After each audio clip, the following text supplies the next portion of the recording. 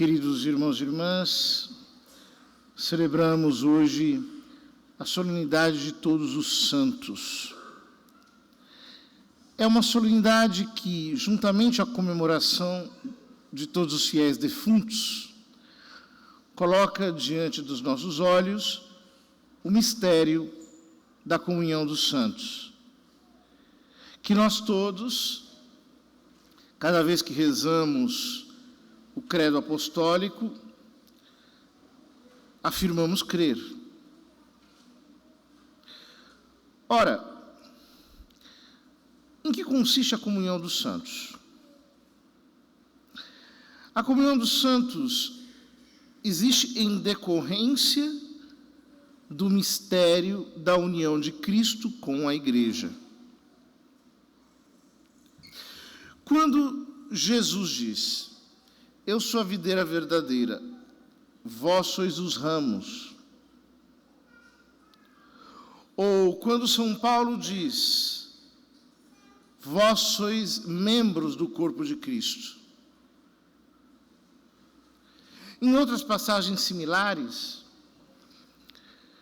o que as Escrituras nos revelam é que todos aqueles que estão em graça de Deus recebem, por assim dizer, a mesma vida divina que jorra de Cristo para todos os seus membros. Como diz São João no prólogo do seu Evangelho, da sua plenitude, isto é, de Cristo, todos nós recebemos graça sobre graça. Ora, essa comunhão dos santos subsiste não apenas na igreja militante, isto é, em todos aqueles que estão neste mundo, lutando pela sua salvação. Mas ela perdura depois da morte. E, como as almas benditas que se purificam das suas impurezas estão em graça de Deus, elas formam parte dessa mesma comunhão, e por isso nós chamamos essa parte da igreja de igreja padecente. As almas que estão no céu triunfam com o máximo esplendor dessa união. Essas almas santíssimas, que estão já diante de Deus e que o veem face a face, são aquilo que nós chamamos de igreja triunfante. É sempre a mesma igreja, em 3 estados diferentes. Ora, ontem rezamos pela igreja padecente, hoje veneramos a igreja triunfante. Por quê? Porque quem levou os santos ao céu foi Deus. Ou seja, nós dizemos no hino de louvor da Santa Missa: só vós sois o santo. Só vós sois o santo, só vós o Senhor, só vós o Altíssimo. Quando nós dizemos que só Deus é santo, é o mesmo louvor que aparece no livro de Apocalipse, nós estamos confessando a santidade inatingível de Deus. A palavra santo significa separado, consagrado, dedicado, aquilo que é transcendente, aquilo que está além, o que é excelentíssimo, o que é altíssimo. Só Deus é santo. E as Escrituras dizem que Ele é 3 vezes santo. Ele é santíssimo. Porém, a sua santidade se reflete na igreja. São as Escrituras que dizem: o Senhor é como um sol, é um escudo para todos os que dele se aproximam. E outro salmo diz: olharam para ele e foram iluminados. Ou seja, a santidade de Deus se reflete na santidade da alma santíssima de nosso Senhor Jesus Cristo, de Maria Santíssima, e em diferentes graus em todos os santos, desde os mais elevados até os menores. Porque essa santidade de Deus refulge em cada um dos santos de maneira individual e, ao mesmo tempo, desigual. É como se nós tivéssemos uma multidão de pedacinhos de um espelho, que todos eles refletem a mesma imagem, porém em tamanhos diferentes. É sempre a mesma santidade de Deus, refletida em níveis diferentes, desiguais. Portanto, como é que nós vemos esse reflexo? Se a santidade de Deus se reflete nos seus santos na terra, como nós podemos perceber essa santidade refletida? Nós a percebemos naquilo que a igreja chama de virtudes heróicas. Ou seja, existe um nível de virtude que é natural. Existe outro nível de virtude que é sobrenatural, ultrapassa o limite da natureza. Mas existe um tipo de virtude sobrenatural que ultrapassa tanto o nível da natureza que nós a chamamos de virtude heróica. É a virtude heróica dos santos. Então, por exemplo, quando nós vemos São Francisco Xavier, que em seu apostolado de barco e a pé, rodou o equivalente a 6 voltas em torno da Terra, nós percebemos que aqui há algo de extraordinário. É impossível para um ser humano ter tal capacidade, tal energia. Ele sozinho batizou mais de 300 mil almas. Ou, por exemplo, quando nós vemos na vida de São Tomás de Aquino, que morreu tão jovem, aos 46 anos, a quantidade de escritos, a quantidade de pensamentos originais, de sínteses maravilhosas, de luz, de precisão, isso não pode ser alcançado só pela inteligência humana.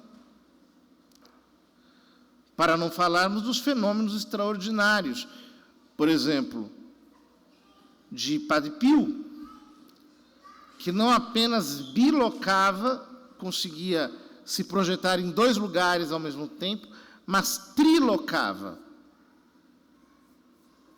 que recebeu os estigmas de Nosso Senhor, sofrendo com eles ao longo de anos, que previa coisas futuras, que tinha a capacidade de ler os corações. As pessoas chegavam para se confessar e ele já dizia os pecados que a pessoa mesma tinha esquecido.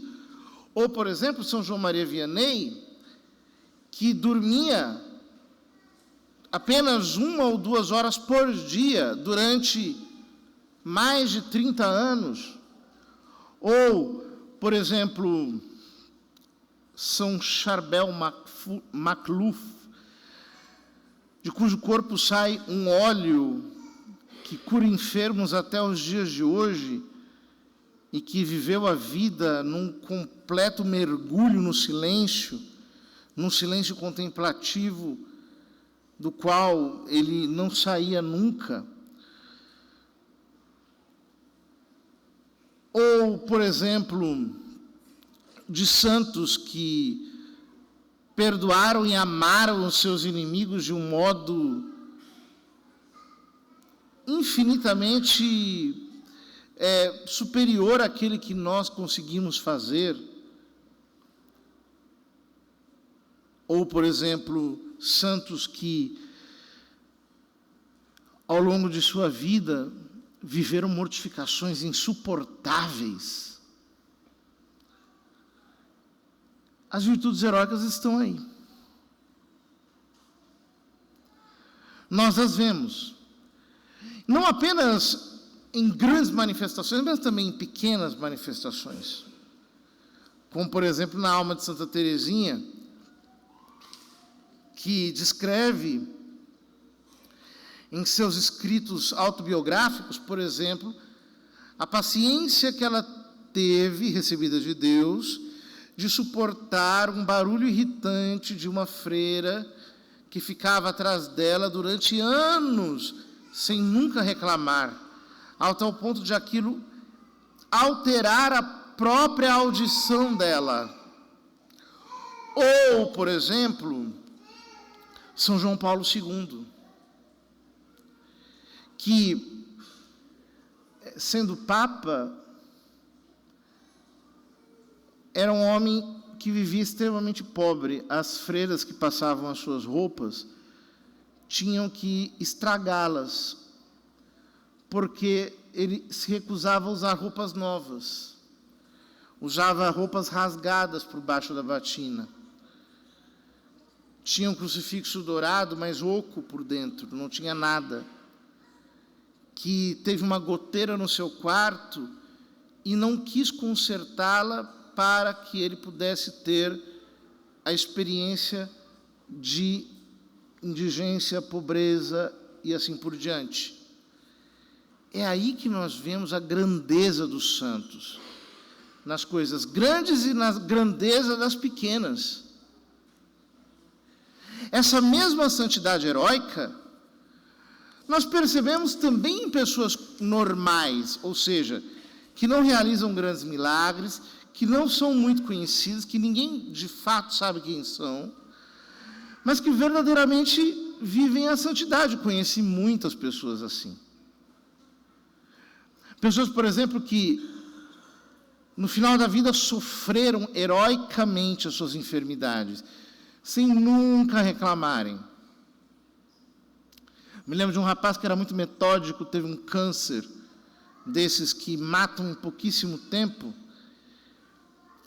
e já nos últimos meses de vida, ele tinha uma roupa para cada dia da semana, e era muito metódico nessa escolha. Ele se desimportou com isso, se desapegou. Só descobriram depois da morte que ele era tão desapegado, que ele conseguiu, inclusive, superar o seu instinto metódico. Ou mesmo fiéis aqui de nossa comunidade, quantos conheci que ficaram num leito de hospital com uma paciência, um brilho, uma caridade impressionante. Outros que foram sofrendo até o fim, agradecendo a Deus, sempre felizes, contentes, etc. Quantos? Isso tudo é humanamente impossível. É humanamente impossível que uma pessoa tenha dores lancinantes e sorria, e se desfaça em gentileza, e pense nos outros, e queira servi-los. É humanamente impossível. É aí que está a santidade dos santos, que não é dada por eles, é Deus quem as dá. A muitos desses, o Senhor quer glorificar, quer exprimir, quer neles refletir a sua glória de uma maneira mais clamorosa. É o que acontece, por exemplo, com São Francisco de Assis, por exemplo, ou São Domingos, nosso padroeiro, que é um homem em tudo angélico, de uma pureza e inocência inacreditáveis. Ou, por exemplo, o Santo Antônio, maximamente São José, São João Batista. São homens em que a santidade de Deus quis se manifestar de maneira mais esplendorosa. É por isso que Deus lhes concede tantas graças depois de sua morte em nosso favor. É isso que as pessoas não católicas não conseguem compreender. Deus quer ser glorificado nos seus santos. Então, por exemplo, o primeiro passo para um processo de canonização é o que nós chamamos de fama de santidade. Mas fama de santidade não é simplesmente que as pessoas acham que morreu uma pessoa boazinha. Não é isso. Fama de santidade significa que Deus é o promotor de uma canonização. E como ele faz isso? Por exemplo, Santa Teresinha morreu. As irmãs não sabiam que ela era santa. Depois de sua morte, começam a ler os escritos, percebem que era uma alma muito grande, mas não só isso. Começam a aparecer graças aqui e ali. As pessoas vão pedindo, vão recebendo graças, Deus vai dando graças por intercessão daquela santinha, e a fama de santidade começa a percorrer, Deus vai dando mais e mais e mais graças, e milagres vão aparecendo. Aquilo se torna uma corrente inegável, até que Deus concede milagres estrondosos, que ninguém consegue dizer que não são realmente intervenções divinas, e você percebe que, por um lado, o exame da vida, que é o processo de canonização, por outro, os sinais extraordinários demonstram que Deus quer realmente que aquela mulher seja invocada, seja imitada, que a sua intercessão seja solicitada, porque Ele quer conceder-nos graças através dela, através da intercessão dela. Ou seja, é Deus quem faz. Quando, por exemplo, um protestante diz, não, mas é só Jesus, nós não temos que pedir a intercessão dos santos. Eles ignoram tudo isso. Ignoram que é Deus mesmo que quer ser glorificado naqueles seus servos, em quem Ele, ainda na terra, refletiu a sua santidade pela sua graça soberana, pela sua soberana eleição, de um modo único, muito maior do que o normal.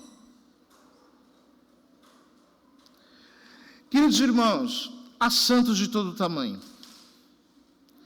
Há gigantes, assim como há aqueles santinhos que parecem uma fagulha de espelho, mas todos refletem de maneira perfeita a grandeza do Senhor. Que eles intercedam por nós, para que nós também sejamos purificados nessa vida, não apenas dos nossos pecados, mas do apego a eles. Para que assim, queridos irmãos, nós possamos ser companheiros deles nos céus. Certamente você e eu conhecemos muitos santos ao longo da nossa vida. Homens e mulheres que já estão diante da face de Deus, adorando-o, intercedendo por nós, vendo Deus face a face e nele a todos nós. Como diz o autor da carta aos Hebreus, somos rodeados por uma nuvem de testemunhas. Ou seja, os santos que intercedem por nós, para que nós possamos chegar à pátria definitiva. Seja essa a nossa grande meta, que nós não nos distraiamos em nosso caminho, mas que sempre, em todas as coisas, reflitamos em nossa vida a santidade do próprio Deus.